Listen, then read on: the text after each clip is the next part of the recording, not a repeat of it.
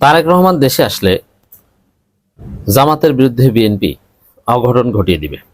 জামাতের উপর বিভিন্ন জায়গায় নির্যাতন চালাবে, হামলা করবে এবং বিএনপির লোকজন তারেক রহমান দেশে আসলে আত্মবিশ্বাসী হয়ে এমন অঘটন ঘটাবে, এমন অপকর্ম করবে, বিএনপির জনপ্রিয়তা যদি এখন 10% থেকে থাকে সেটা 5%-এ নামবে। বিএনপি ভেবেছিল তারেক রহমান দেশে আসলে হাইপ তৈরি হবে এবং বিএনপি জেগে উঠবে, গণজোয়ার তৈরি হবে। না, জনগণ বিরক্ত হবে। তারেক রহমান দেশে আসলে বিএনপি তাদের দুই গ্রুপে মারামারি, তারেক রহমানকে ছবি দেখাবে কারা, কাছাকাছি যেতে পারে কারা, তারেক রহমানের বুলেট প্রুফ গাড়ি ছুঁয়ে দেখেছে কারা, বুলেট প্রুফের গাড়ির 100 গজের মধ্যে কারা যেতে পেরেছে, এইগুলো নিয়ে মারামারি করে তারা মরবে। কিন্তু ইতিবাচক কোনো হাইপ বিএনপি তৈরি করতে পারবে না, হবে না। আমি প্রেডিকশন করছি, আপনারা লিখে রাখেন, তারেক রহমান বাংলাদেশে আসলে বিএনপির জনপ্রিয়তা কমবে, নানান কারণে কমবে। তার মধ্যে একটা হচ্ছে যে বিএনপির লোকজন জামাতের উপর হামলা বাড়িয়ে দিবে। এখন জামাত এখানে একটা মজার খেলা খেলছে, জামাতের লোকজন অনেকে ক্ষুব্ধ হচ্ছে, আমরা অনেকে ক্ষুব্ধ হচ্ছি, রাগ হয়ে জামাতকে ধমকও দিই। নেতাদের এক অ্যাসিস্ট্যান্ট সেক্রেটারি, আমি অ্যাসিস্ট্যান্ট সেক্রেটারিকে আমি নাম বলবো না, তাকে ধমক দিয়েছি। কিন্তু তারা অত্যন্ত ধৈর্যশীল, ধমক দিলেও পিঠে হাত দিয়ে আদর করে, যে একটু ধৈর্য ধরো বাবা, একটু ধৈর্য ধরো, হাসি দিয়ে। তাদের এই হাসির পিছনে হেকমত আছে, আমাদের এই ধমক সহ্য করার পেছনে হেকমত আছে। এটার অনেক বড় সুফল তার পাবে। কি জন্য ধমক দিই এটা একটু শোনেন। এই যে বিএনপির সন্ত্রাসীরা বিভিন্ন জায়গায় জামাতের উপর হামলা করে, জামাত কর্মীকে পিটায়, পিটিয়ে হাত পা ভেঙে দেয়, রক্তাক্ত করে, এটা দেখে আমরা সহ্য করতে পারি না। আমরা বলি যে আপনারা অর্ডার দেন না কেন, আমরা ওদের পিটালে তো ওরা পালানোর জায়গা পায় না। তেমন জালকাঠিতে, বরিশালে বিভিন্ন জায়গায় জামাতের লোকজনের উপর বিএনপি সন্ত্রাসী হামলা করেছে। ওই জায়গায় জামাতের লোকজন পাল্টা প্রতিরোধ শুরু করলে বিএনপি পালানোর জায়গা পাবে না, ঘর থেকে ধরে এনে পেটানোর সক্ষমতা রাখে জামাত। কিন্তু জামাতের হাইকমান্ড এই নির্দেশনা দেয় না, তারা বলে যে ধৈর্য ধরো, ধৈর্য ধরো, আইনিভাবে শান্তিপূর্ণভাবে আমরা আগাই, মাইরের বিপরীতে মাইর না। কিন্তু আমরা এতে রাগ হয়ে ধমক দিই। কিসের পলিটিক্স করেন? মাইরের বিপরীতে মাইর না কেন? তো জামাত এখানে যে এই কারণে ধমক দিই, বুঝতে পারছেন? কিন্তু তারা কি বলে যে বাবা একটু ধৈর্য ধরো, দেখো কি হয়, আল্লাহ সাহায্য আসবে। এর মানে বিএনপির উপর গজব শুরু হবে। জামাত বিএনপিকে কি পিটাবে? বিএনপি নিজেরাই তো বিএনপিকে পিটায়। ঘটনা তো এটা ঘটে, বিএনপির যে নেতা জামাতের গায়ে হাত দেয়, ওই নেতাকে বিএনপির আর এক গ্রুপ পিটায়, তাদের নিজেদের কামড়া কামড়ে নিয়ে। জামাতের তো পিটানো লাগে না। আবার জাতি দেখে যে বিএনপি কি, জামাত এই কারণে ধৈর্য ধরছে। জামাত মজলুম, বিএনপি জালেম। যদিও এই থিওরি অনেক জায়গায় চলে না, কারণ আপনি পাল্টা মাইর না দিতে পারলে আপনি রাজনীতিতে আপনার অবস্থান ধরে রাখতে পারবেন না। এই জন্যই আমরা নেতাদের বলি যে এটা নির্দেশনা দিতে হবে, পাল্টা মাইর দিতে হবে লিমিটেড এক্সটেন্টে। তো দর্শক, তারেক রহমান দেশে আসলে তখন বিএনপির লোকজন মরণ বাড়ে না, যে তুই বাড়ছো পতনের জন্য। আওয়ামী লীগ যেরকম পতনের আগে বাড়ছিল, তারেক রহমান দেশে আসলে বিএনপি এরকম বাড়বে। নিজেদের মধ্যে কামড়াকামড়ি, দুই গ্রুপে মারামারি, তারেক রহমানের কাছের কে কাছে যেতে পারে এটা নিয়ে, এটা তো দেখবে রে।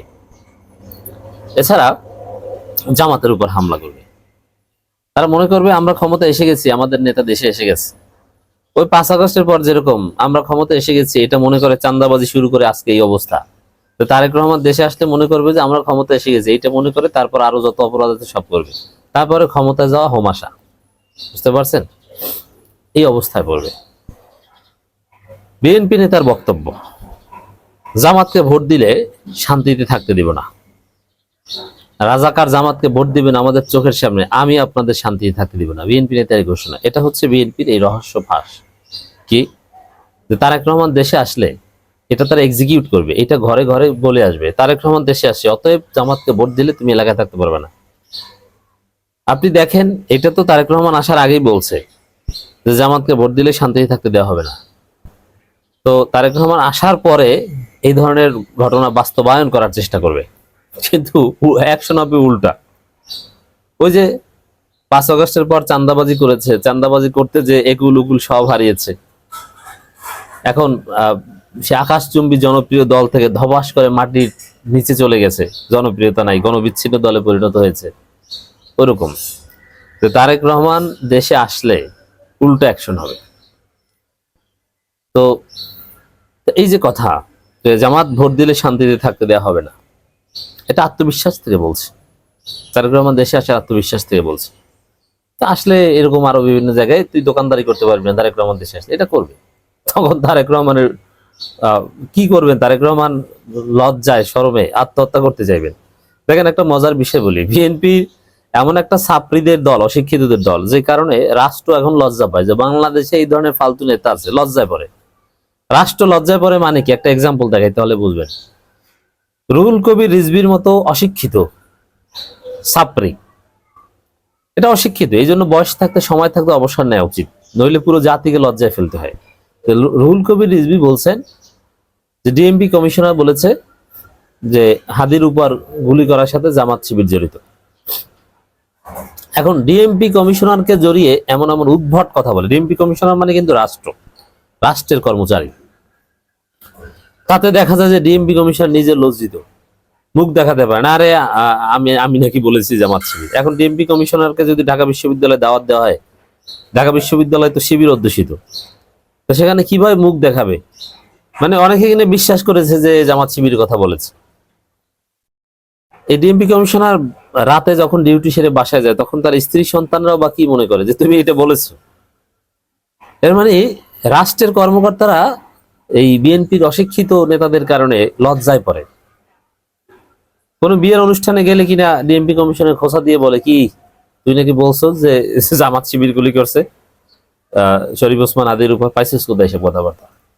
এরকম লজ্জায় ফেলে দেয় পুরো জাতিকে। বুঝতে পারছেন? তো তারেক রহমান এরকম লজ্জায় পড়বে। এখন বিএনপির এই ছাত্রী, এই একটু খবরটা বলি, আপনারা ভোট দিলে বিএনপি কে দেবেন, না দিলে ঘরে শুয়ে থাকবেন। আপনি চিন্তা করতে, এটা হচ্ছে বিএনপি থিওরি। তারেক রহমান দেশে আসলে বিএনপি এটি বাস্তবায়ন করার চেষ্টা করবে, এবং দেশের আনাচে কানাচে সারা বাংলাদেশে বিএনপি এটা বলে বেড়াচ্ছে, ভোট দিলে দানে শীষে, নইলে ভোট দিতে যাওয়ার দরকার নেই, গেলে খবর আছে, যেতেই দিব না, এইভাবে ক্ষমতা আসবে, এটা প্রচার করছে বিএনপি। কিন্তু আমাদের চোখের সামনে দিয়ে জামাত রাজাকারদের ভোট দিয়ে বাড়িতে শান্তিতে থাকতে দেওয়া হবে না, ভোটারদের এমন হুমকি দেওয়ার অভিযোগ উঠেছে। অভিযোগ না, এটা সত্য কথা, স্পষ্ট ভিডিও। ওই বিএনপি নেতার নাম মতিউর রহমান সাগর, শরীয়তপুর নড়িয়া উপজেলা নির্বাচনী প্রচারের ফেসবুক লাইভে এসে তিনি হুমকি দেন।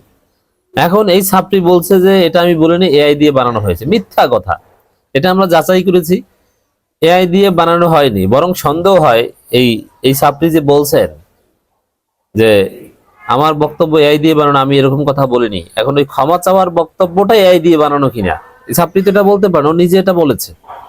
সমস্ত ফ্যাক্ট চেকাররা স্পষ্ট করেছে যে ওই বিএনপি নেতা এটা বলেছে। এখন দেখেন বিএনপির এই ছাত্রীরাও মিথ্যা বলে তারপরে এআই এর উপর দায় দিয়ে ক্ষমা চেয়ে পিছু হাঁটার চেষ্টা করে, আর রুহুল কবির রিজভিরও করে।